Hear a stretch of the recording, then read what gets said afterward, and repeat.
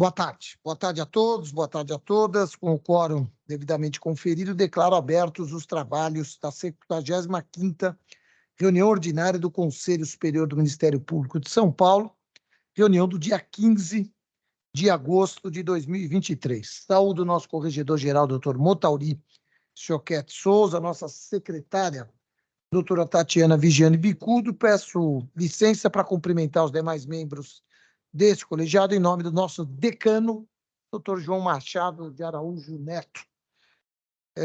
Saúdo igualmente os nossos companheiros que nos ajudam aqui na jornada, estão sempre conosco aqui no audiovisual, mas também aqueles que nos acompanham por todos os dias, né, nos nossos feitos, no nosso trabalho do dia a dia, neste importante colegiado da administração superior do Ministério Público de São Paulo. Saúdo igualmente aos colegas que nos acompanham pela plataforma Teams. Sejam muito bem-vindos e muito bem-vindas. Primeiro item da nossa pauta é a aprovação da ata da última reunião. Esta ata foi enviada a todos os membros deste colegiado. Eu indago se há alguma observação. Nada. Em não havendo qualquer observação, podemos então considerar aprovada a ata da reunião da última terça-feira. Temos apenas, segundo nos informa a nossa secretária, a doutora Tatiana, apenas um aviso de falecimento. Falecimento do senhor Paulo Cornacchione, pai do nosso colega doutor Paulo Sérgio Cornacchione, perdão. O Paulo Cornacchione, Paulo Sérgio, é procurador de justiça já aposentado, né? Falecido também é sogro da doutora Carmen Lúcia Pantaleão de Melo Cornacchione, esta segunda promotora de justiça civil em Pinheiros. Falecimento deu-se em 11 de agosto de 2023. Podemos, colegas, portanto, consignar votos de pesar pelo falecimento do pai do nosso colega Paulo Sérgio Cornacchione. Sim. Dito isto, passamos imediatamente para as comunicações dos ilustres conselheiros. O primeiro hoje, se comunicar, doutor Pedro de Jesus Giuliotti, que está com a palavra. Obrigado, senhor presidente. Não tenho comunicações, apenas desejar a todos os membros desse egrégio conselho, os colegas que nos assistem e os nossos zelosos funcionários uma excelente sessão. Muito obrigado, senhor presidente. Na sequência, passo a palavra para o doutor Marco Antônio Ferreira Lima. Senhor Procurador-Geral de Justiça, a quem peço licença para saudar a todas e a todos presentes a essa sessão. Não tenho comunicações a fazer, apenas desejar a todos uma excelente e profícua sessão. Muito obrigado.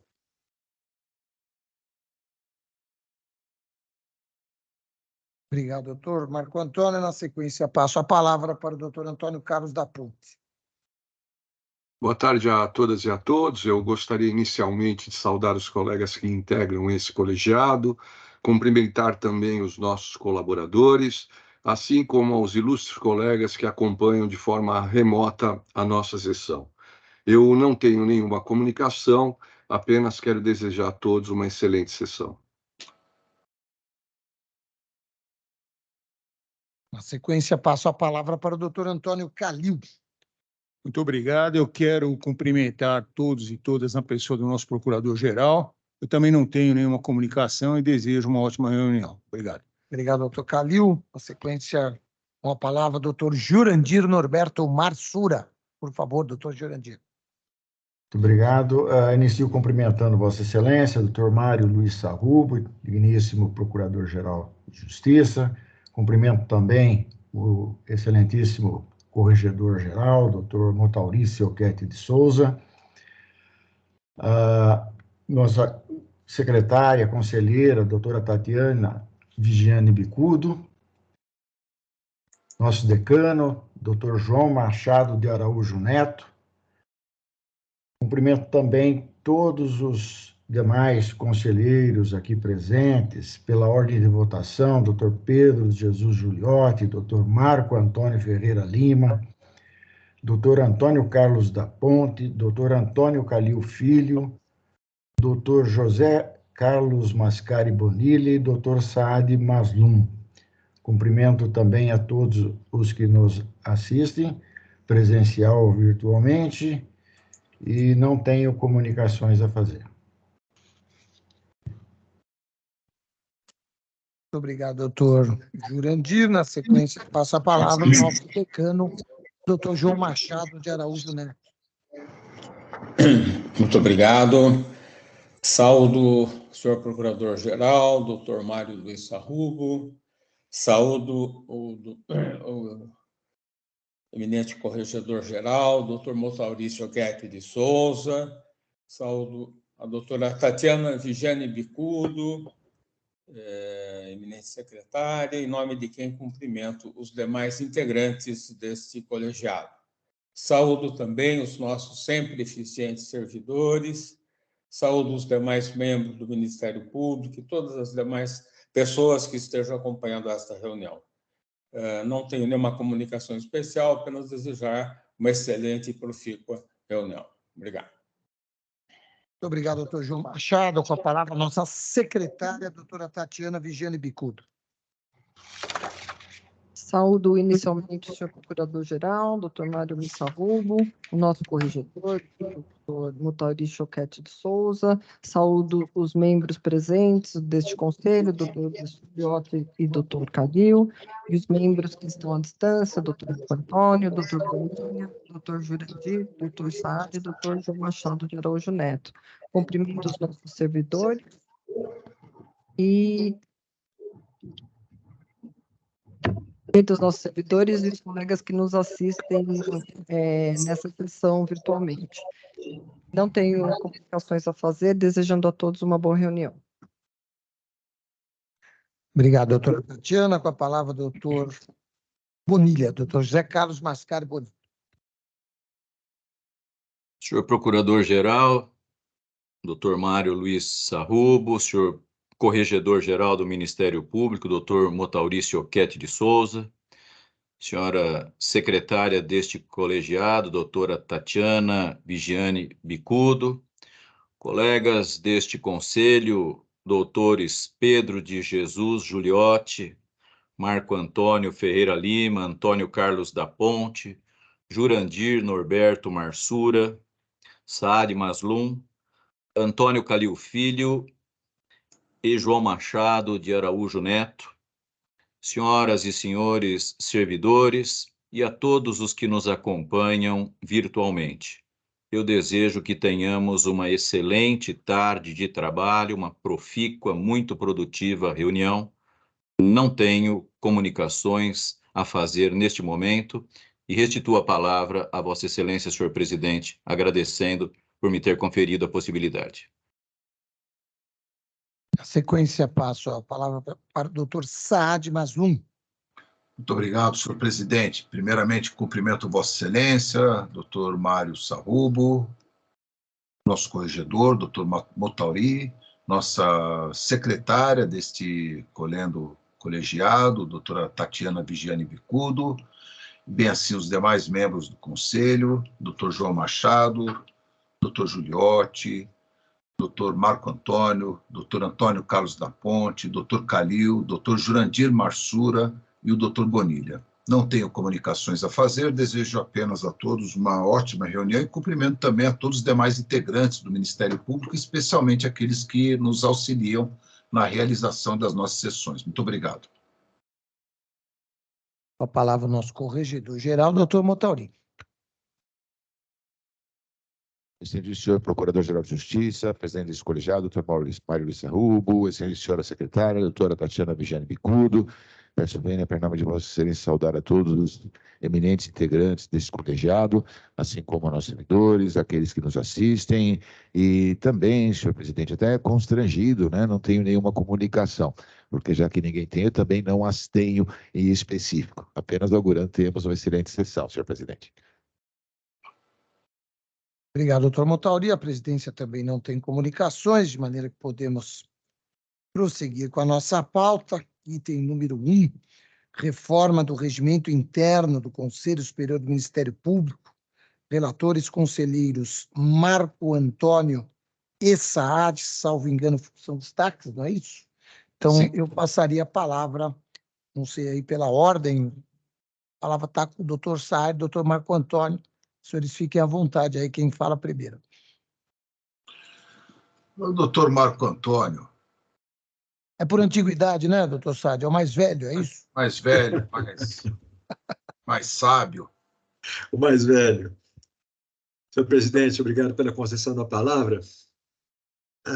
Na condição de conselheiro, tendo proposto em sessão extraordinária alterações no regimento interno, eu submeto à apreciação de Vossa Excelência, de todo esse colegiado, que sejam acrescidas a letra A nos artigos 160, 239, 262, assim como também o acréscimo do artigo 283 nas disposições finais e transitórias, para que passe a constar expressamente como institutos diferentes no curso de qualquer votação, os chamados votos de Minerva e os de qualidade, a serem exercidos nas respectivas hipóteses pela presidência dos julgamentos colegiados, conforme vou passar agora a justificar.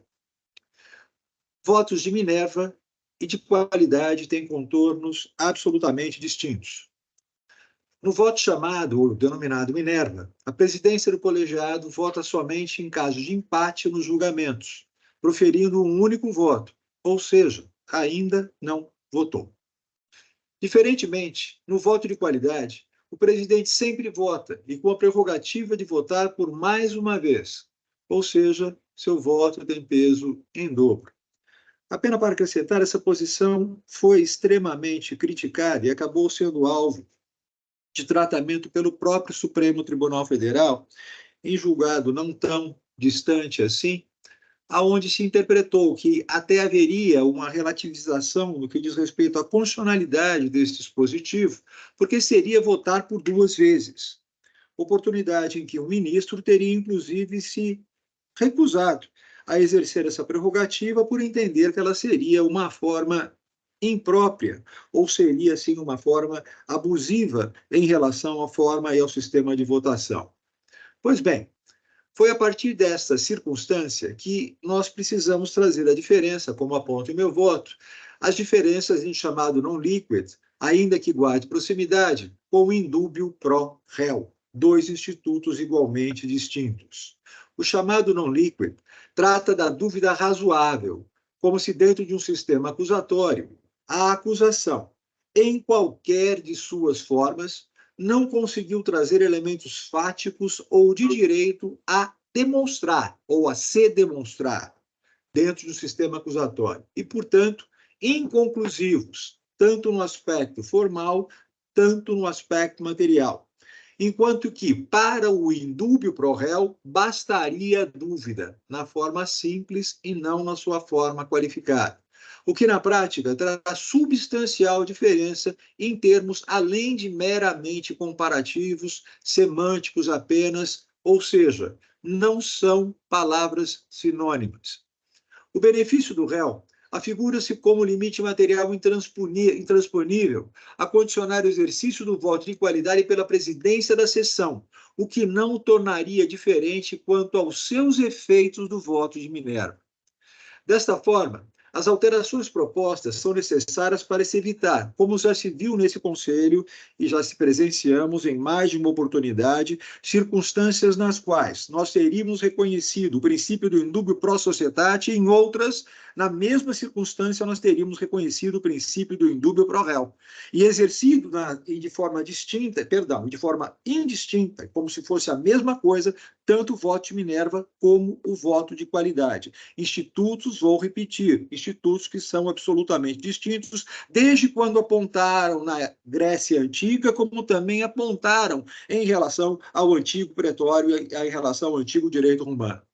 Com esses acréscimos, a uniformização dos julgamentos passa a se reger sob uma única maneira, respeitando-se contornos constitucionais que delimitaram em seus princípios qualquer órgão, seja ele colegiado ou não. É isto que humildemente submeto à apreciação deste colegiado. Obrigado, doutor Marco Antônio. Ferreira Lima, pela ordem Temos mais a fala do doutor Saad, não é isso?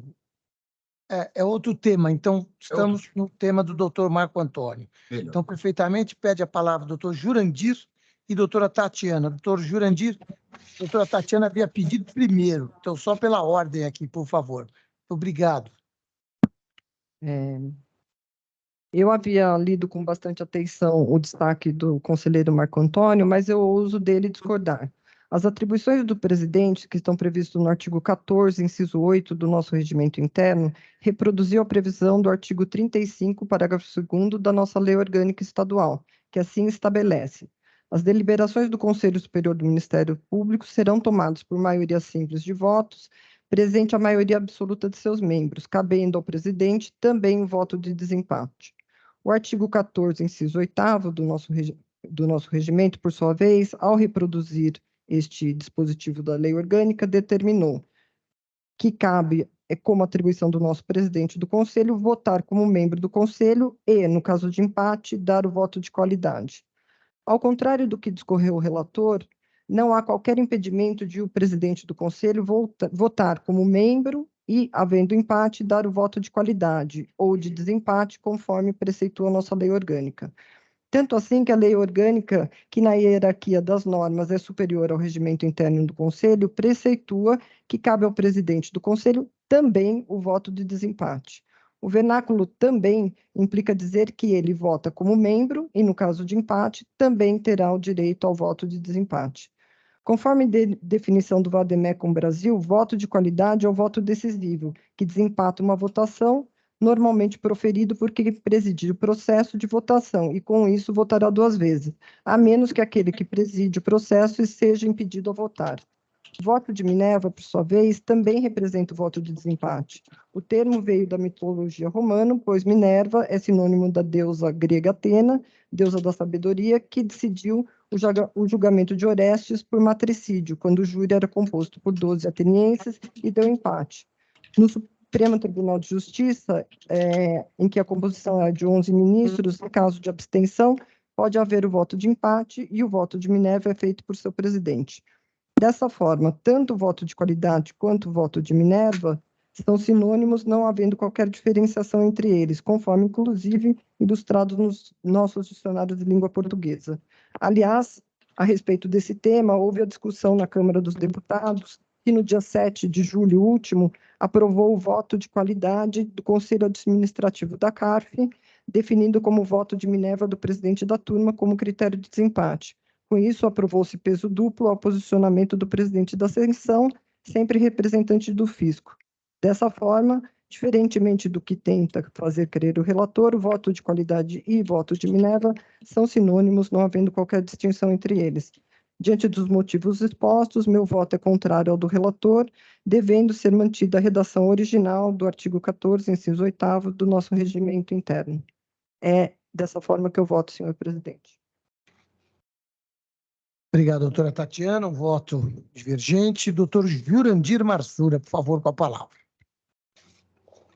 Senhor presidente, o meu voto é na mesma linha do voto da doutora Tatiana.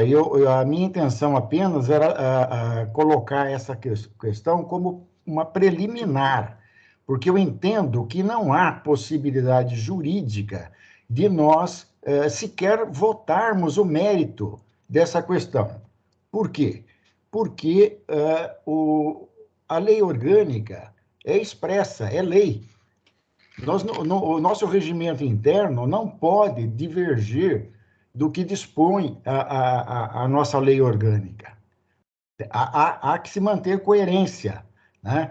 E a lei orgânica, ela é muito clara, né? Ela é muito clara. O caput do artigo 35 fala: o Conselho Superior do Ministério Público reunir-se-á ordinariamente uma vez por semana, em dia previamente estabelecido e, extraordinariamente, quando convocado por seu presidente ou por proposta de pelo menos 4 de seus membros. Ou seja, o caput, ele engloba tanto a reunião ordinária quanto as reuniões extraordinárias, né? E o parágrafo 2º, que está umbilicalmente ligado ao CAPT, preceitua que as deliberações do Conselho Superior do Ministério Público, as deliberações do Conselho, todas, serão tomadas por maioria simples de votos, presente a maioria absoluta de seus membros, cabendo ao presidente também, como bem ressaltou a eminente conselheira que me precedeu, o voto de desempate. E aí, nessa questão, eu também fui aos léxicos buscar o sinônimo, a diferença entre voto de Minerva e voto de qualidade. E os léxicos não distinguem, dão um como sinônimo do outro. É tudo a mesma coisa. Né? É sabido que na doutrina, né, as pessoas tentam fazer estabelecer uma distinção. Mas, mesmo que isso seja possível, não vou ingressar no mérito, porque acho que a questão deve ser encerrada na preliminar, né?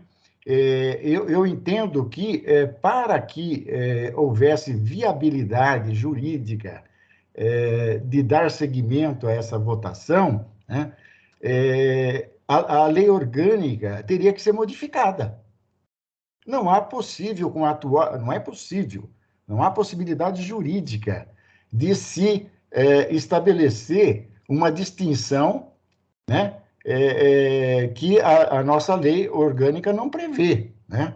É princípio elementar de hermenêutica, né, jurídica, o entendimento de que onde a lei não distingue, não é lícito ao intérprete fazê-lo.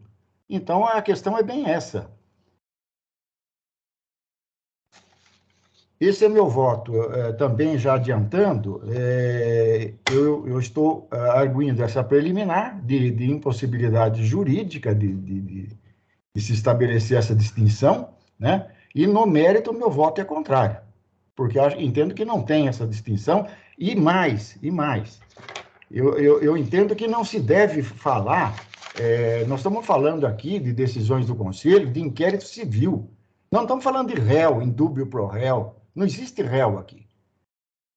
Existe investigado.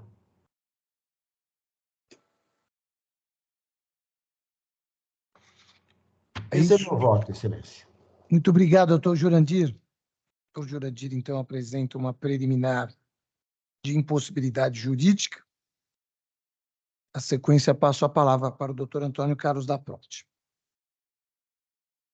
Eu ouvi atentamente o voto do eminente conselheiro Marco Antônio Ferreira Lima, assim como o voto divergente da doutora Tatiana Vigiane Bicudo, que foi acompanhada pelo doutor Jurandir Norberto Barçana, mas eu, com a devida vênia, ouso discordar tanto da doutora Tatiana quanto do doutor Jurandir. Na verdade, essa distinção que é apresentada pelo conselheiro Marco Antônio Ferreira Lima me parece de todo procedente. Quando nós falamos em procedimentos administrativos que são analisados por esse Conselho Superior, é razoável a defesa, e acredito que tenha sido nesse sentido a disposição da lei orgânica, de que haja um voto de qualidade. O voto de qualidade ali tem absoluta procedência e, evidentemente, que ele não pode, de maneira alguma, ser desconsiderado.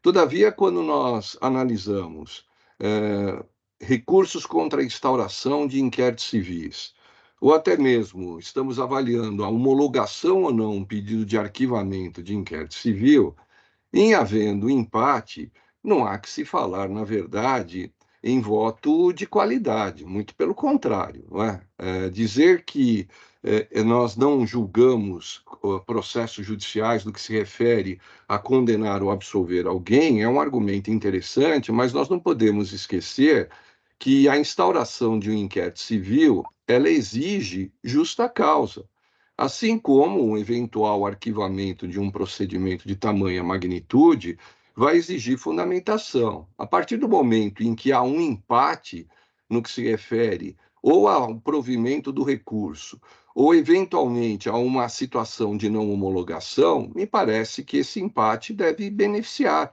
a parte diretamente interessada. E não haveria aqui que se falar em voto de qualidade novamente. Interpretar significa reconstruir a partir de uma desconstrução. E é evidente que o papel da norma aqui estava relacionado exclusivamente a feitos de natureza administrativa. Há um julgamento muito interessante que foi feito pelo Colégio do Supremo Tribunal Federal, à época em que o ministro César Peluso, que foi um grande presidente, ele dirigia a corte e se tratava da possibilidade ou não de extradição de uma pessoa que alegava que teria sido suposta autora de um crime de natureza política. Ministro César Peluso, ele presidiu a sessão, houve empate na votação e ele, evidentemente, entendendo que o mérito estava sendo objeto de discussão, não comportava um voto de qualidade, ele deixou de lançar esse voto de qualidade. Me parece que o mesmo encaminhamento deve ser dado a essas questões do Conselho. Então, eu vou pedir vênia à doutora Tatiana e ao doutor Jurandir, mas vou acompanhar o voto do eminente conselheiro, doutor Marco Antônio Ferreira Lima, que, em meu sentir, fez o enfrentamento correto da questão. Mais algum conselheiro quer se manifestar? Mais alguém quer se manifestar? Então, debates encerrados. Podemos passar à votação. Consulto aqui o colegiado. Temos o voto do doutor Marco Antônio, temos a preliminar do doutor Jurandir e o voto da doutora Tatiana. A doutora Tatiana, na verdade, vota pelo não acolhimento da proposta do doutor Marco Antônio. O doutor Jurandir pede a não apreciação da proposta porque estaria prejudicado.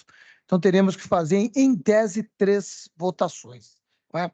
E acho que a primeira, salvo engano, é a proposta do doutor Jurandir, que é, na verdade, prejudicial à apreciação da proposta do doutor Marco Antônio.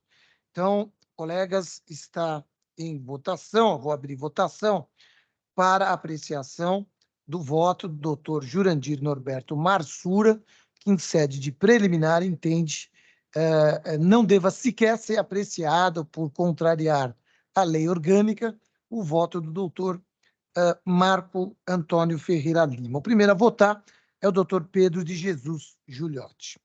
Eu não conheço da preliminar, entendo que nós devemos analisar o mérito. Doutor Marco Antônio já votou. Doutor Antônio Carlos da Ponte também já se manifestou. Doutor Calil. Eu também não vejo como compatibilizar a proposta do doutor Marco Antônio com a lei orgânica. Eu acho que seria uma interpretação contra a lei. Então, eu conheço da preliminar. Doutor Calil conhece. Doutor Jurandir lançou aí a preliminar, portanto, já votou. Doutor João Machado, por favor. Obrigado pela concessão da palavra. Eu conheço da preliminar e entendo que ela deva ser acolhida. Obrigado, João Machado, conhece da preliminar. Doutora Tatiana Bicudo. Também conheço da preliminar. Obrigado, doutora Tatiana. Doutor José Carlos Mascari Bonilha.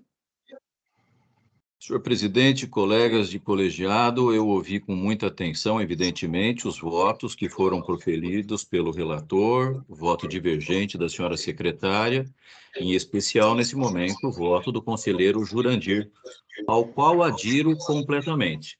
Me parece que essa matéria escapa completamente ao âmbito de regimento interno do Conselho Superior. É uma matéria que deve ser tratada no âmbito da lei orgânica do Ministério Público, portanto, acho que essa discussão está absolutamente prejudicada e, se voltar à tona, terá que ser feito por intermédio de alteração na nossa lei orgânica. Portanto, ficam aqui os meus cumprimentos à proposta apresentada pelo conselheiro Jurandir Marsura, que acompanha. Muito obrigado.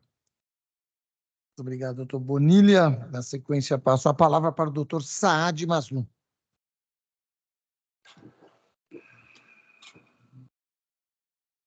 Senhor presidente, eu respeitosamente ao doutor Jurandir Marsura, eu não conheço da preliminar. Eu não dei a palavra, doutor da Ponte, me alerta aqui a doutora Tatiana, mas salvo engano meu, na sua manifestação ele acolhe a proposta, portanto conhece, né? Acho que é isso. Na verdade, senhor presidente, eu não conheço da proposta do doutor Jurandir, porque entendo que ela se confunde com o próprio mérito. Então, meu voto é no sentido do não conhecimento. É nesse sentido. O senhor conhece a proposta do doutor Marco Antônio. Isso. E O que eu, é isso. o que eu sustento é que a proposta do doutor Jurandir, ela se confunde com o próprio mérito, motivo pelo qual eu não conheço da mesma, e eu acompanho o entendimento do doutor Marco Antônio. Sim, foi nesse sentido que eu já computei aqui. Doutor Saad, por favor. Também, não respeitosamente ao doutor Jurandir, brilhantes argumentos, todavia não conheço da preliminar. Obrigado, doutor Saad. Com a palavra, doutor Motauri. Senhor presidente, eu gostaria de cumprimentar a todos, doutor Marco Antônio, doutora Tatiana, doutor Jurandir, as manifestações do doutor Ponte, todas muito lúcidas, muito elucidativas, um debate bastante rico. Eu gostaria aqui, senhor presidente, apenas de me posicionar no seguinte sentido.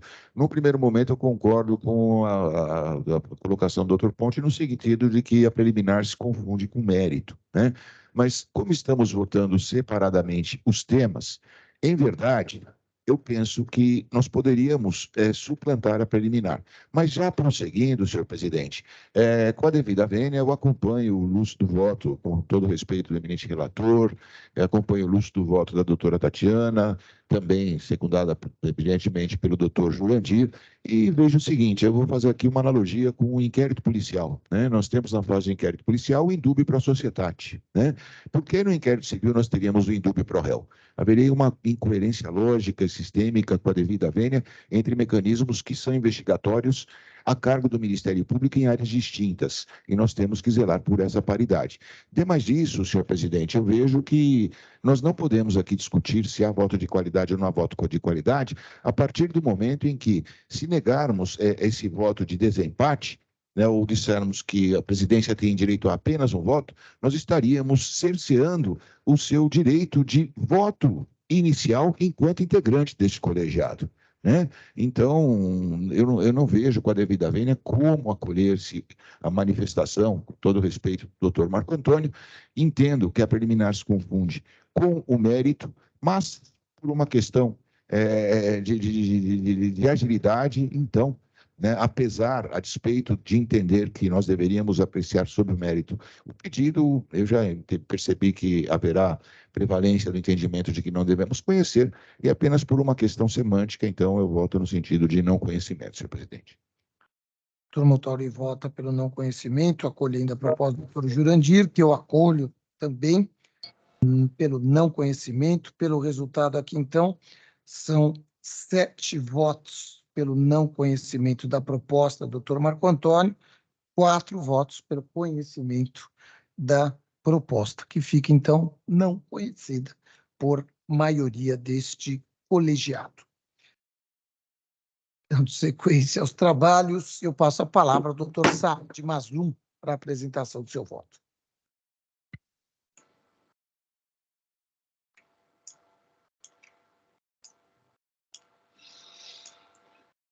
Obrigado, senhor presidente. Eu vou fazer a leitura do meu voto um pouquinho longo. O assunto é o SEI, número 29.0001.0026675.2021-96. Assunto: conservação ou supressão dos artigos 229A, 229C do Regimento Interno do Conselho Superior do Ministério Público de São Paulo, que autorizam a instituição de câmaras e turmas para o julgamento de procedimentos preparatórios de inquérito civil, inquéritos civis ou peças de informação, análise quanto à legalidade e conveniência. Na condição de membro da Comissão de Revisão e Regimento Interno do Conselho Superior do Ministério Público, considerando o debate que se instalou por ocasião da 58ª reunião ordinária deste colegiado, envolvendo o assunto mencionado, passo a tecer considerações a respeito. O Regimento Interno do Conselho Superior do Ministério Público de São Paulo assim estabelece em seus artigos 229A a 229C. Artigo 229A. Por deliberação da maioria de seus integrantes, o Conselho Superior poderá instituir câmaras para o julgamento de procedimentos preparatórios de inquérito civil, inquéritos civis ou peças de informação em decorrência do disposto no artigo 9º da Lei Federal 7.347, de 85, e artigo 106, parágrafo 1º da Lei Complementar número 734, de 26 de novembro de 1993. Parágrafo 1º. As câmaras funcionarão como órgãos integrantes da estrutura do Conselho Superior do Ministério Público. Parágrafo 2º. As câmaras, em número de 4, serão compostas, cada qual delas, por 2 conselheiros eleitos e por 3 procuradores de justiça ou promotores de justiça da mais elevada entrância. Cada câmara, parágrafo 3º, cada câmara comportará a formação de 3 turmas de julgamento, sendo que cada uma delas será composta por um procurador de justiça ou promotor de justiça da mais elevada entrância e pelos 2 conselheiros eleitos. Artigo 229b. Somente poderão integrar as câmaras de julgamento procuradores de justiça ou promotores de justiça da mais elevada entrância com, no mínimo, 10 anos de carreira. Parágrafo 1º. Os membros do Ministério Público que irão integrar as câmaras de julgamento serão escolhidos por meio de eleição realizada pelo plenário do Conselho Superior no início da gestão respectiva ou sempre que existente vaga. Parágrafo 2º. Aplica-se ao processo de eleição disposto nos artigos 56, 58 e 59 deste regimento. Parágrafo 3º. Fim do processo eleitoral, os nomes respectivos serão encaminhados em 3 dias à Procuradoria-Geral de Justiça para as providências de sua alçada. Parágrafo 4º. Aqueles que sucederem aos eleitos na ordem de votação permanecerão na qualidade de suplentes, observado o número de votos recebidos. Artigo 229-C. Os procuradores de justiça ou promotores de justiça designados funcionarão como relatores dos inquéritos civis, procedendo-se à distribuição consoante o disposto no artigo 229, parágrafo 1º. Parágrafo 1º. O relator terá o prazo de 10 dias para devolver os autos à secretaria, apresentando juntamente com ele seu relatório e voto. Parágrafo 2º. Regularizados os autos, serão imediatamente encaminhados a um dos conselheiros integrantes da Câmara de Julgamento, que funcionará como revisor. Parágrafo 3º. O prazo para revisão será de 10 dias. Parágrafo 4º. Restituídos os autos, a Secretaria do Conselho procederá na forma prevista no artigo 231 deste regimento. De acordo com informações disponíveis, a inclusão desses dispositivos no regimento interno foi amplamente discutida neste Conselho Superior. Após deliberação, decidiu-se pela sua aprovação, considerando a inexistência de qualquer ilegalidade na formação das câmaras julgadoras. Na ocasião, ressaltou-se que não há transferência de responsabilidades ou atribuições exclusivas aos conselheiros, uma vez que eles serão integrantes das câmaras. Por oportuno, reproduzo o brilhante voto do eminente Corregedor-Geral do Ministério Público de São Paulo, Dr. Motauri Sioquete de Souza, à época também conselheiro e relator da proposta que, ao final, foi aprovada por este colegiado. Protocolado número 10.729, 2002, interessado Dr. Sérgio Neves Coelho. Assunto: proposta de instituição de câmaras de julgamento de inquéritos civis. Relator, Dr. Motauri Sioquete de Souza. O expediente em destaque data de 2002, ano em que ilustres conselheiros já manifestavam preocupação com o expressivo número de arquivamentos de inquéritos civis submetidos ao crivo deste colegiado em sede de reexame necessário.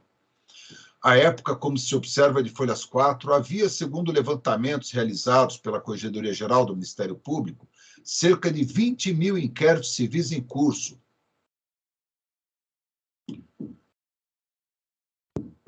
Aspas, dos quais uma significativa parcela acabará no Conselho Superior, fecha aspas. Sabença que a convocação institucional deste colegiado é a de realizar atos de gestão do Ministério Público, compartilhando-os dentro da esfera legal de suas atribuições com os demais órgãos de administração superior. Nessa senda, quando a Lei 7.347 foi editada e cometeu, em seu artigo 9º, ao Conselho Superior a revisão dos arquivamentos de inquéritos civis, fê-lo não em face da vocação ou dos objetivos institucionais do órgão, mas pela circunstância de ser colegiado, sistema que, em tese, seria mais democrático do que aquela consagrada pelo artigo 28 do Código de Processo Penal. Assim, ao Conselho Superior foi atribuído, na oportunidade, de forma pioneira, mistério de órgão de execução, em evidente descompasso com o histórico de sua atuação diretiva. Continuo lendo o voto do eminente, então, conselheiro, Dr. Motauri. Deveras, no ano de 2014, foram submetidos ao juízo revisional deste colegiado. Eu preciso ler esse voto do Dr. Motauri, porque ele é muito bom e ele faz um histórico. Realmente dá para entender bem toda a história dessa destinação desses casos, da revisão dos procedimentos a este colegiado. Com o evolver dos tempos, os temores à época manifestados vieram a se concretizar. Deveras, no ano 2014, foram submetidos ao juízo revisional deste colegiado aproximadamente 15.400 inquéritos civis, mais de 3/4 do número absoluto de inquisitivos existentes na instituição em 2002, incremento de 7,5% em relação aos dados de 2013. Isso mantendo o colegiado o mesmo número de integrantes de 2002, quando a preocupação com o tema já era externada. Corolário do raciocínio tecido, a função cometida ao Conselho Superior pela Lei 7.347, confirmada pela Lei 8.625, de 93, de excepcional, passou a ser a regra, tomando hoje quase que integralmente o tempo dos integrantes do colegiado. Várias foram as tentativas no evolver dos tempos para lidar-se com o problema. A primeira delas, retratada no expediente em foco, propunha que a atividade fosse cometida a câmaras de revisão mantidas junto às procuradorias de justiça especializadas, as quais, sem embargo, seriam propositivas e não decisórias, em face do disposto no artigo 9º da Lei de Ação Civil Pública. Em outras palavras, competiria à Câmara Revisora submeter ao Conselho Superior o seu opinamento, para que este viesse ou não a chancelá-lo, em observância à lei federal. Citada proposta não vingou, vez que implicaria em alterações profundas nas procuradorias de justiça, matéria que se encontra a cargo do colendo órgão especial do Colégio dos Procuradores de Justiça, o qual, provocado, culminou por rechaçá-la, mesmo sob o argumento de que haveria necessidade de alteração em normas legislativas federais.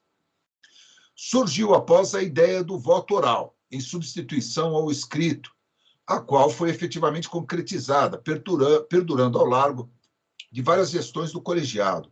Dita proposta, de um lado, efetivamente conferia maior celeridade ao trâmite dos inquéritos civis e desonerava, em parte, os conselheiros, dispensados da necessidade de elaborarem votos escritos. De outro lado, porém, não dava aos promotores de justiça a necessária e fundamentada resposta às suas decisões de arquivamento, vez que os motivos ensejadores do pronunciamento do Conselho não eram documentados nos autos, tampouco divulgados, muito embora lançados em sessão pública. Apresentava o sistema ainda outro problema crítico, relacionado à ausência de memória no Conselho acerca do conteúdo de tais decisões, fato ensejador de posturas, por vezes, conflitantes e incoerentes no tratamento de temas de idênticos já esse. Em boa hora, o colegiado, em sua composição 2012-2013, aboliu o indigitado sistema, voltando ao voto escrito.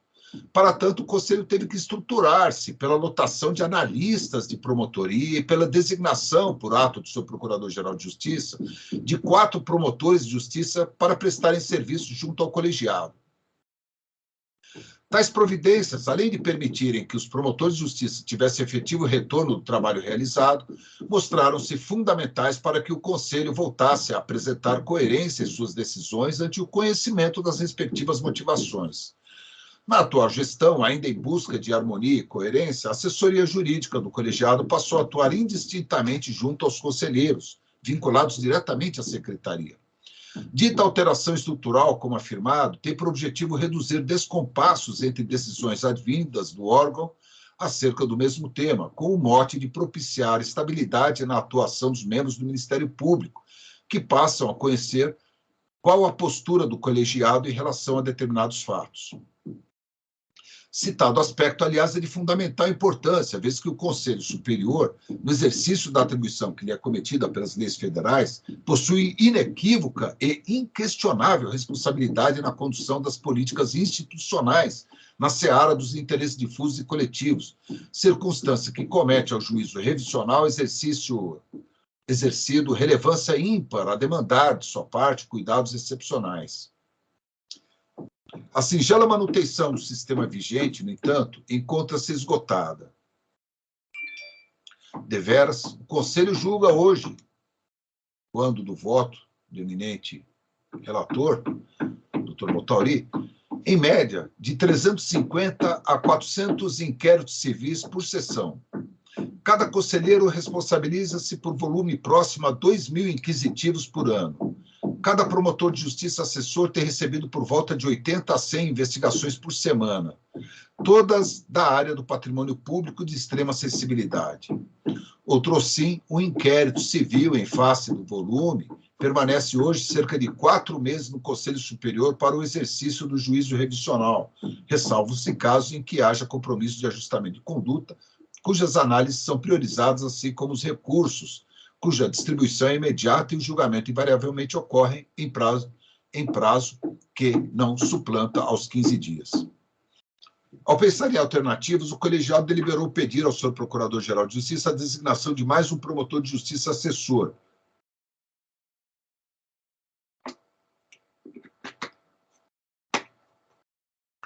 o que, no entanto, não se fez possível em face da defasagem dos quadros existentes na carreira.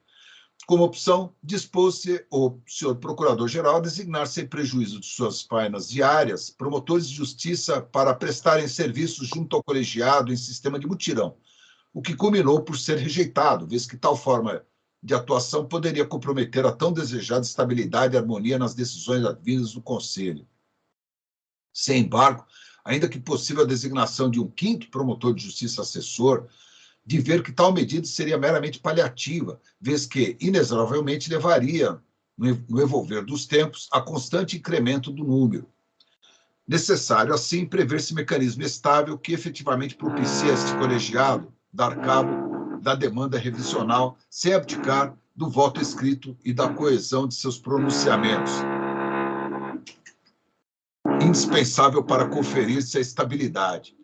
Como acima afiançado, o número de julgamentos de inquéritos civis alcança a média semanal de 350 a 400, volume bastante superior ao das câmaras julgadoras do Tribunal de Justiça. Destaque-se ainda que cada desembargador possui o seu próprio gabinete estruturado, cada qual composto por 5 ou 6 assessores, o que lhe cabe cuidar apenas da demanda dos feitos jurisdicionais, ao contrário deste colegiado, a quem compete, como acima exposto e de sabense, o exercício de relevantes mistérios de gestão institucional.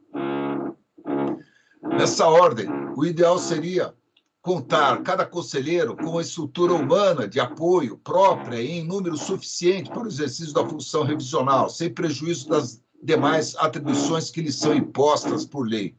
Sabemos, no entanto, as limitações físicas, humanas e orçamentárias vividas pelo Ministério Público, as quais dificultam sobremaneira, se não inviabilizam, a instituição de gabinetes para os conselheiros, com estrutura similar àquelas que servem aos desembargadores. De tais premissas, a proposta em anexo apresentada de alteração do regimento interno deste colegiado para que passe a prever câmaras de julgamento. De logo, cumpre afiançar que ao reverso da ideia pioneira incerta no vertente protocolado, ditas câmaras funcionariam no próprio Conselho Superior e seriam obrigatoriamente integradas por conselheiros, que teriam sempre a maioria dos votos nos julgamentos dos inquéritos civis. Nessa seara, a premissa tende à saciedade ao quanto exposto na Lei Federal 7.347 de 85, vez que o julgamento continuará a ser feito pelo Conselho Superior, na forma do seu regimento interno, como autorizado pelo artigo 9º, parágrafo 3º do citado texto legislativo. Assim, as câmaras em número de 4 seriam compostas por 3 procuradores ou promotores de justiça da mais elevada entrância e por 2 conselheiros. Os julgamentos seriam realizados por turmas integrantes da Câmara, sempre assegurada a presença de um procurador ou promotor designado e de 2 conselheiros, de sorte a preservar-se a maioria dos votos para integrantes do colegiado, sem prejuízo da cláusula de reserva do plenário, que foi ampliada. Demais disso, a proposta prevê a figura do revisor, de sorte a impedir que qualquer inquérito civil vá a julgamento sem que antes seja submetido ao crivo do integrante do Conselho. As câmaras, consoante a proposta, poderão ser facultativamente criadas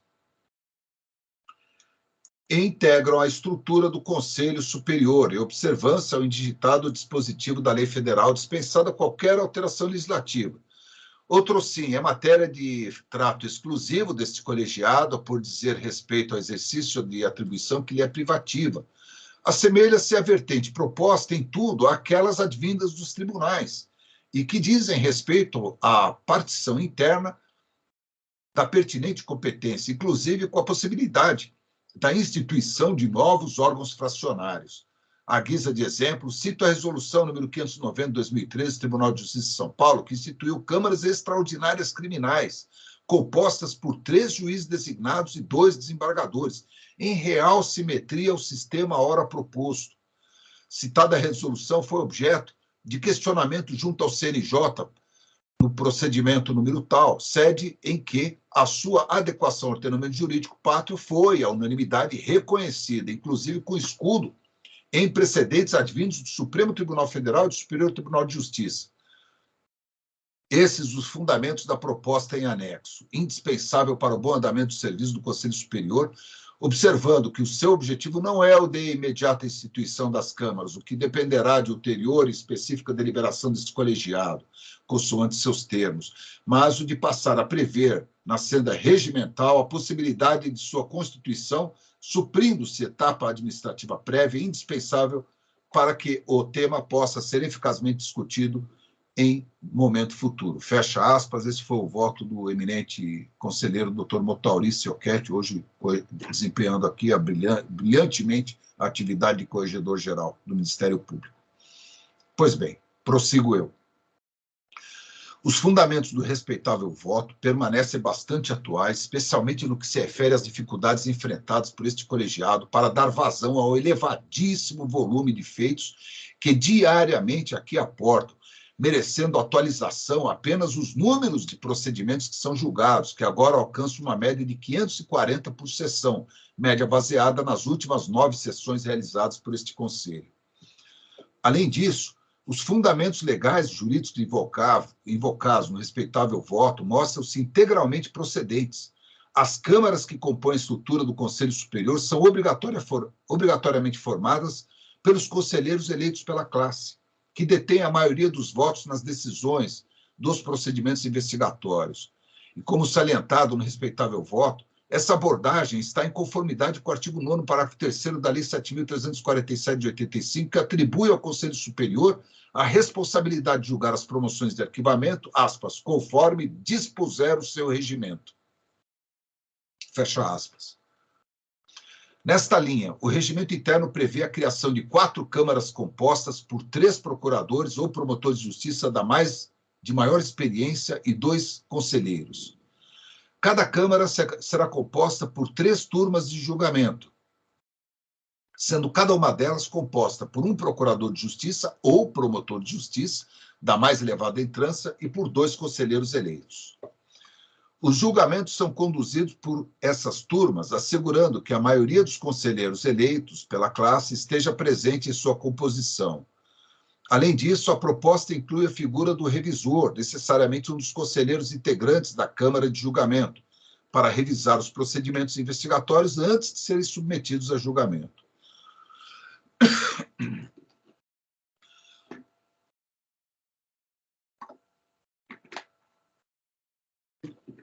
Outro aspecto relevante que merece destaques encontra-se no parágrafo 1º do artigo 229b. Esse dispositivo prevê a possibilidade de promotores e promotoras de justiça integrarem este órgão da administração superior. Ele estabelece que os membros de primeira instância do Ministério Público também podem fazer parte das câmaras de julgamento e serão escolhidos por meio de eleição realizada pelo plenário do Conselho Superior no início da respectiva gestão ou sempre que houver vagas disponíveis. Sem dúvida alguma, isto representa um significativo avanço rumo à tão desejada democratização interna do Ministério Público de São Paulo. Essa possibilidade de inclusão de promotores e promotoras de justiça nas câmaras de julgamento do Conselho Superior traz consigo benefícios significativos, pois permite uma representação mais ampla e diversificada de um órgão da administração superior do Ministério Público, além de fortalecer a participação dos membros de primeira instância. Ao possibilitar a eleição desses membros pelo plenário do Conselho Superior, assegura-se um processo transparente e democrático de seleção, garantindo a legitimidade e a imparcialidade das escolhas. Isso também promove um ambiente de maior colaboração e troca de conhecimentos entre os diversos integrantes do Ministério Público, contribuindo para o aprimoramento da atuação institucional. A possibilidade de inclusão de promotores e promotoras de justiça nas câmaras de julgamento é, portanto, um marco importante para o Ministério Público de São Paulo, demonstrando um compromisso firme deste colegiado com a valorização da participação de todos os membros de primeira e de segunda instância e com a busca por uma gestão mais aberta, transparente e inclusiva. Com base em tudo o que foi exposto, não se identifica qualquer ilegalidade nos artigos 229A a 229C do Regimento Interno do Conselho Superior do Ministério Público de São Paulo. Portanto, mostra-se bem justificada a manutenção desse dispositivo. É como voto. Muito obrigado. Voto do doutor Saad em discussão. Com a palavra, doutor Antônio Carlos da Ponte. Senhor presidente, eu gostaria de cumprimentar o doutor Saad Mazloum pelo irretocável voto lançado. Essa matéria ela foi discutida anteriormente no Conselho, aonde se entendeu por bem que o tema fosse retirado de pauta para que ele pudesse ser analisado com mais cuidado por cada um dos conselheiros. Eu tive a oportunidade de ter acesso à fundamentação do voto do Dr. Motauricio Oquete de Souza, lançado à época em que ele era secretário desse Conselho Superior. Também tive acesso ao voto do Dr. Saad, fiquei também atento às preocupações que foram lançadas na sessão em que esse tema foi tratado pelo Dr. Pedro de Jesus Giuliotti, e afirmo que eu estou absolutamente convencido do acerto do encaminhamento dado nesse voto do Dr. Saad Mazloum. Então, eu já quero aqui adiantar meu voto, parabenizando o Dr. Saad Mazloum, e eu o acompanho na sua proposição. Mais alguma manifestação? Doutor Motauri? Eu só queria, senhor presidente, agradecer ao doutor Saad pela gentileza de suas palavras, né? Me trouxe nostalgia, porque é a época que eu conhecia de direito, hoje eu não conheço mais, mas cumprimento Sua Excelência pelo brilhantismo do voto, ao qual, obviamente, eu não poderia deixar de aderir. Doutora Tatiana? A minha dúvida é se a gente... Porque essa matéria já tinha sido aprovada em reuniões anteriores do Conselho, em composição anterior.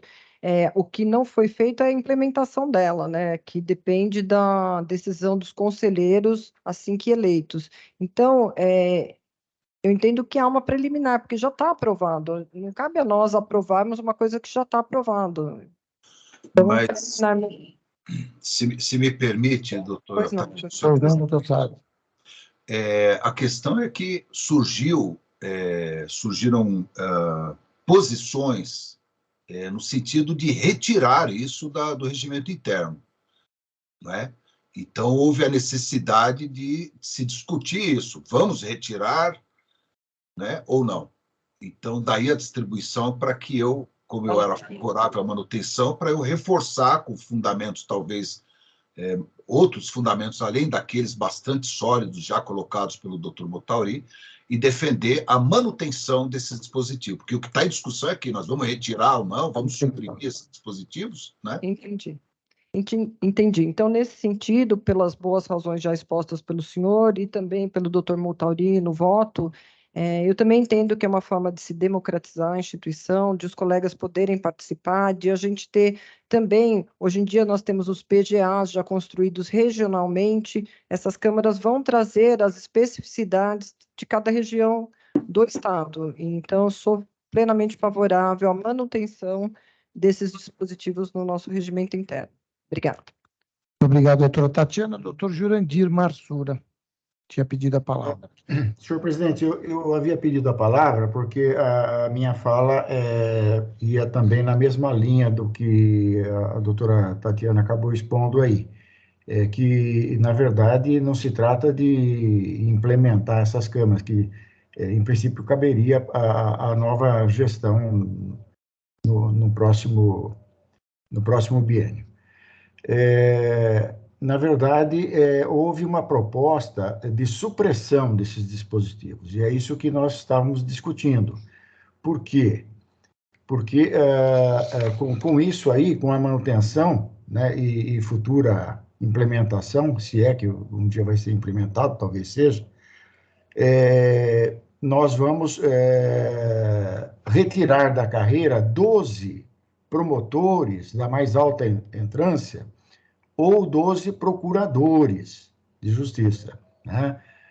Em descompasso com a situação atual, que nós temos apenas 4 ou 5 membros da carreira afastado, né? E que houve até uma certa controvérsia acerca da necessidade de fazer com que esses membros voltassem para as suas atividades fim, né?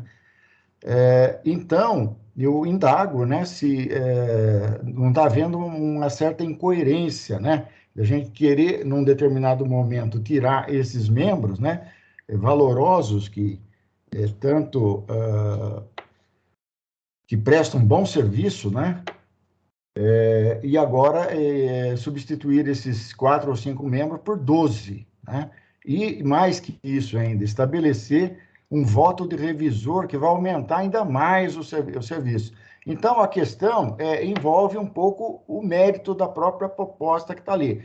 Manter com o mesmo formato ou suprimir. Então, era essa colocação que eu gostaria de fazer para os debates, para alimentar os debates, que eventualmente se seguirão, porque parece que há um certo consenso em manter aprovado, e nesse ponto aí, se houver o consenso, eu também não vou me opor, né? Eu mantenho, foi aprovado na gestão do Dr. Motauri, que agora já se pronunciou favoravelmente, né? Então, quem sou eu para ser contra? Na verdade, o próprio procurador-geral não diz nada a respeito desse acréscimo de promotores aqui. É uma questão administrativa. Então, eu só queria fazer essas colocações para situar bem o tema, né, em discussão.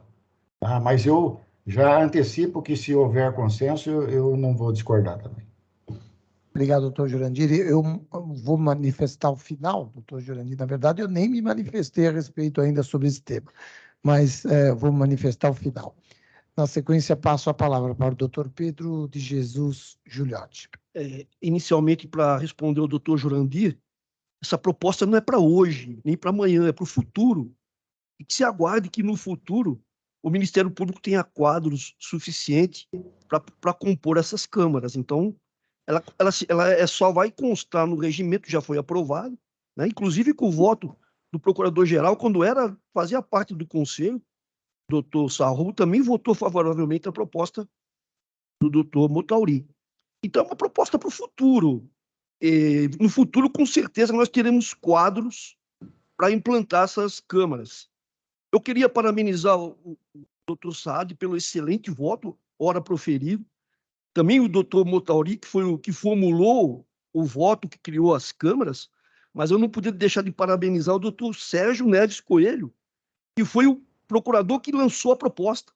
Ele que propôs ao órgão especial, ao Conselho, na gestão que eu fiz parte, a criação das câmaras, essas câmaras. Então, eu queria também parabenizar o doutor Sérgio Neves Coelho, o autor da ideia, e realçar que, como essas câmaras é um paliativo aí à democratização que eu aguardo insistentemente, eu vou votar favoravelmente.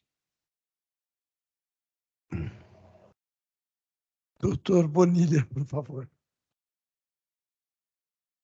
Senhor presidente, eu agradeço pela palavra que me é conferida. Eu também tive curiosidade de entender por que esse tema está sendo tratado agora, uma vez que as letras A e C do artigo 229 já prevêem, desde há um tempo, a existência dessas câmaras, não é? Agora foi esclarecido que houve uma provocação, certamente no âmbito da comissão que analisa o regimento interno, eu não tinha conhecimento disso, e agora estamos aqui a discutir a manutenção ou não.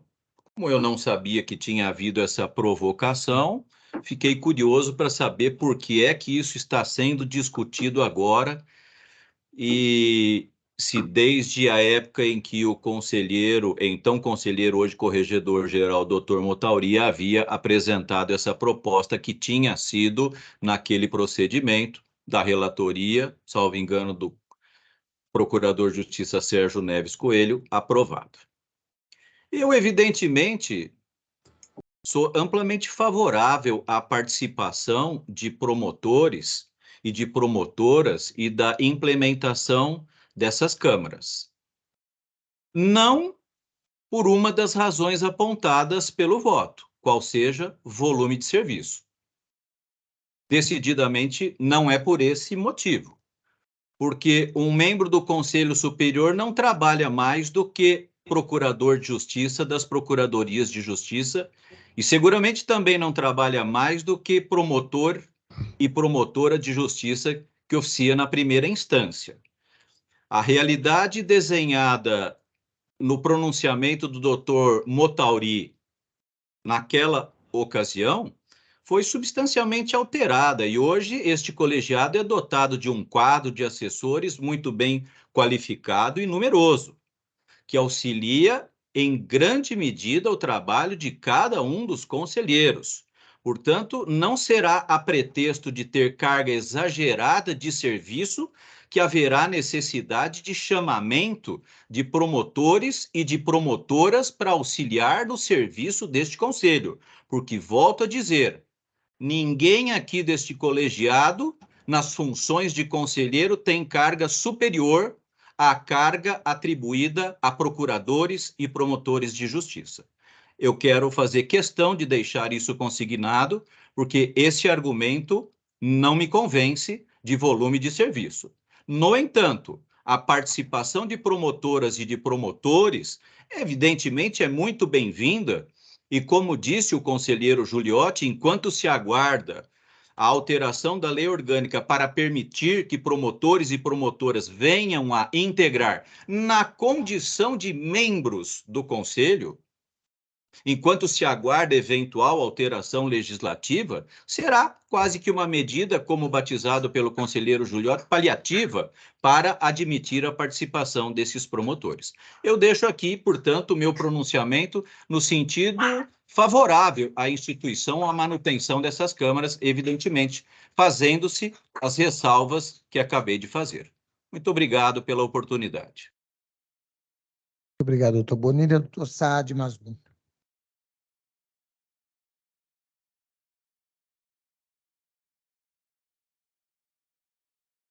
Está sem som. Obrigado, senhor presidente. Eu vou primeiro manifestar sobre o conselheiro, a respeito do que disse o conselheiro que me precedeu. Me parece que ou ele não prestou atenção no meu voto ou não leu corretamente. É óbvio que o fundamento e a justificativa não diz respeito apenas ao volume de serviço. Esse também é um dos fundamentos, mas não apenas. Há 2 ou 3 outros motivos. Um deles foi mencionado pelo conselheiro que me precedeu, que é a participação de promotores e promotoras de justiça também. O início para a democratização interna.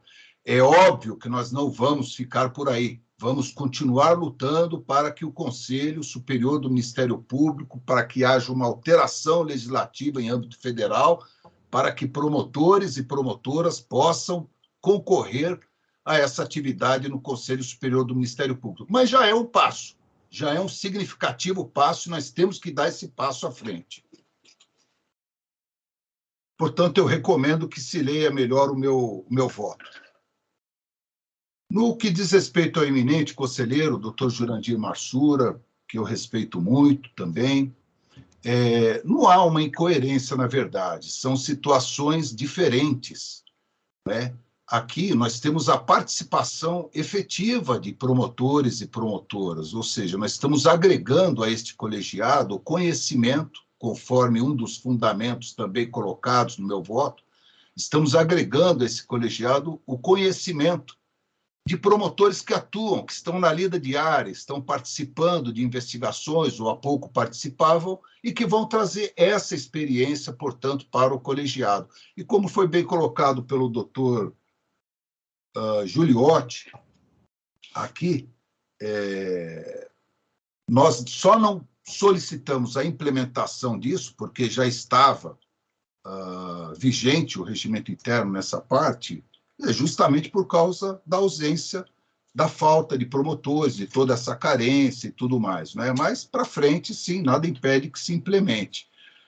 E, se não me falha a memória, tudo isso eu tive que fazer esse voto aqui, me parece que foi justamente por causa do doutor Bonilha. Ele é que não concordava. E aí iniciou-se uma discussão, não é? E, então, deliberou-se de fazer o destaque para se chegar a uma conclusão se era caso ou não de manter ou suprimir ou de manter esses dispositivos. Então, era isso que eu queria dizer, sem prejuízo de poder, senhor presidente, retornar para quaisquer outros esclarecimentos adicionais. Muito obrigado. Obrigado, doutor Saad. Nos pede a palavra o doutor José Carlos Mascari Bonilha de novo.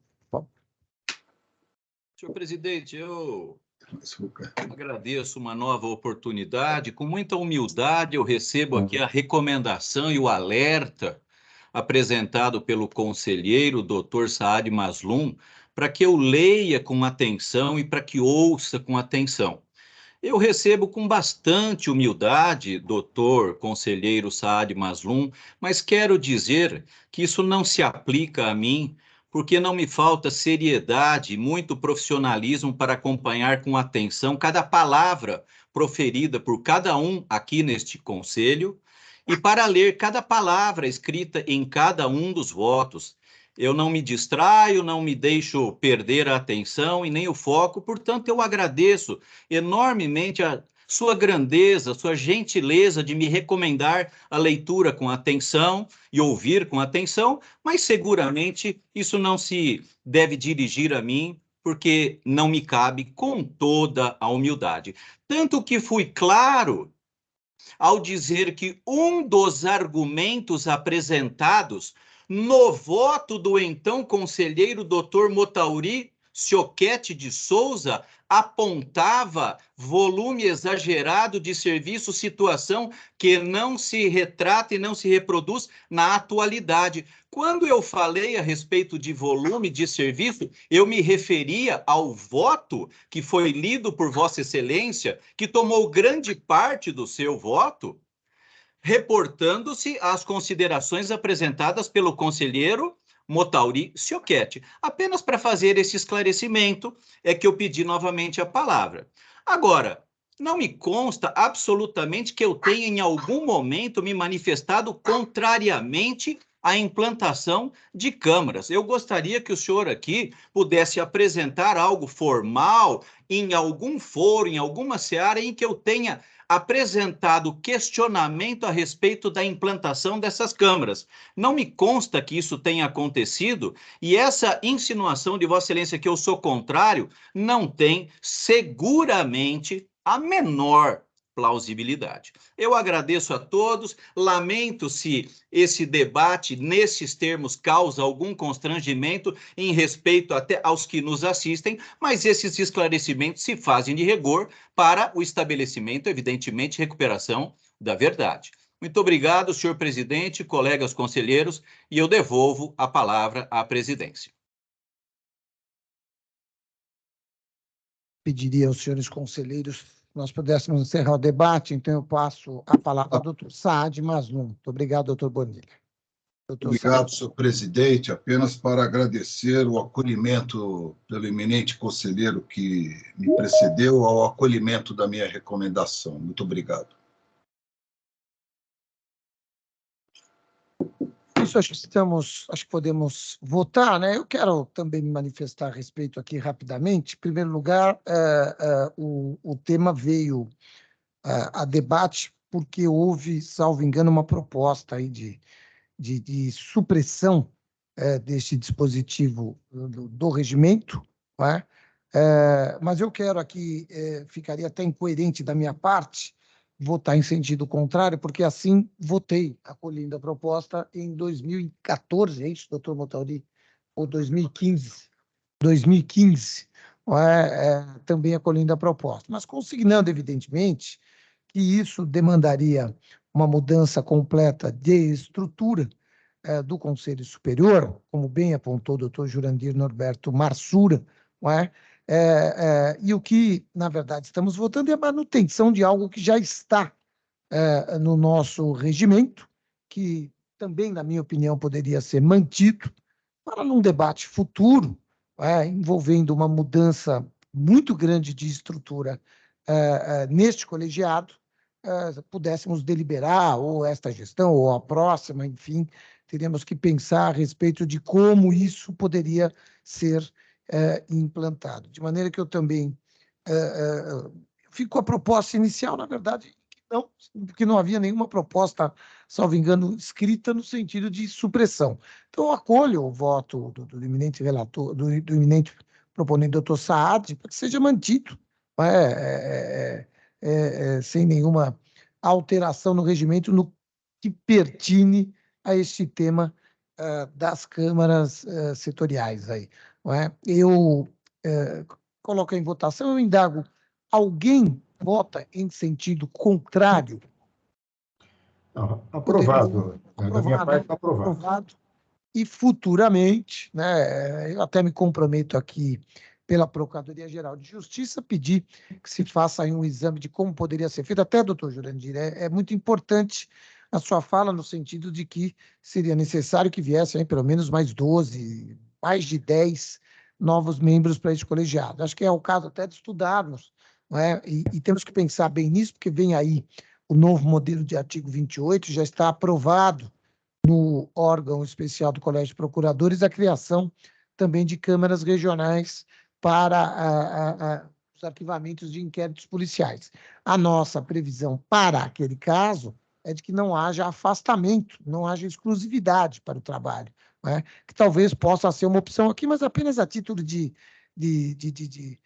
sugestão para um debate futuro. Acho que nós podemos retomar esse debate, mas fica, portanto, mantido no regimento os dispositivos relacionados às câmaras. Agradeço aos membros deste colegiado pelo debate, pelas propostas. Acho que com isso aprovamos, então, fica mantido e podemos avançar. Se não me engano, não tem mais nenhum destaque. Tem mais um. Destaque não. Temos mais o item 2. Um pedido de autorização para residência fora da comarca, interessada é a doutora Analice Mascarenhas Marques, 8ª promotora de justiça de Sorocaba, protocolado número 137.944/23, relator é o ilustre conselheiro doutor Saad, que aprova o pedido, assim como a nossa corregedoria. Acho que podemos aprovar, né, colegas? Podemos aprovar? Muito bem. Com isso, nós encerramos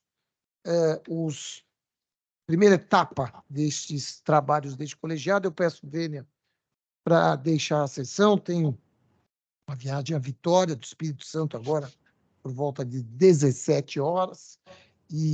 Então, peço, Vênia, para mais uma vez, como de praxe, né, passar a presidência dos trabalhos ao nosso ilustre decano, queridíssimo amigo, doutor João Machado de Araújo Neto. E como gosto sempre de dizer, né, Vossas Excelências estarão melhor presididos pelo doutor João Machado, sempre muito liano na sua fala e na sua presidência aqui nesse colegiado. Então, fica aí o meu abraço fraternal a cada um dos membros deste colegiado, igualmente aos nossos companheiros de trabalho, a todos os promotores, promotoras de justiça, membros, procuradores, procuradores de justiça e demais membros da atividade FIM que nos acompanham nesta jornada pela plataforma virtual. Desejo uma ótima segunda sessão, uma ótima segunda metade de semana para todas e todos e passo a palavra ao nosso vice-corregedor-geral, doutor Motauri, que, salvo engano, também deixa a sessão. Não, acho que eu vou continuar, doutora Tatiana. Doutora Tatiana, que me dá as ordens. Mas antes disso, senhor presidente, antes de Vossa Excelência, me desculpem, eu só gostaria aqui de parabenizar a todos os integrantes deste colegiado, porque hoje nós temos um dia histórico, né? A revisão do regimento interno de 1995 deste colegiado foi concluído, né, com sucesso. E, senhor procurador-geral, né, para nós é algo meio nostálgico, porque acho que da nossa proposta de campanha política à época, a única que não havíamos cumprido era a revisão do regimento interno. Por vias transversas, né, conseguimos agora, na companhia dos diletos e da nossa dileta secretária, realizar isso, que é uma empreita importantíssima e um marco histórico do Ministério Público. Então, os meus parabéns a todos, a essa convergência de ideais em torno do engrandecimento e da modernização deste colegiado. Tivemos hoje, ou concluímos hoje, um processo muito importante e tivemos e temos uma grande conquista. Parabéns a todos. Muito obrigado, doutor Motauri. Boa tarde a todos. Boa tarde. Muito obrigado, doutor Mário Luiz Sarrubo. Agradeço pelas suas palavras e daremos continuidade a esta sessão, não com o mesmo brilho que seria sob a presidência de Vossa Excelência. João, há um pedido de sustentação oral e acho que, se não me engano, 4 ou 5 destaques. Eu só queria fazer um adendo, o doutor Motauri disse, que esse regimento ele também é produto dos outros colegas que nos antecederam, né? Ele foi aprovado por nós, mas os trabalhos, quando nós iniciamos essa comissão, eu, o senhor, o doutor Saad, o doutor Marco Antônio, já havia muitas sugestões dos colegas de outras gestões. Então, só para não parecer que nós fizemos tudo, mas isso é um processo que vem de outras gestões do Conselho, só para nós sermos honestos com a verdade. Então, eu não sei se os senhores querem fazer um intervalo ou já vamos para o julgamento onde há o pedido de sustentação. Muito bem colocado, doutora Tatiana. E eu gostaria de pedir um intervalo de 5 minutinhos. Perfeito. Perfeito. Acho que todos estão de acordo, não? Então, daqui a pouco... doutora Tatiana, só uma questão. Pois não. Um dos destaques, que é justamente da competência originária,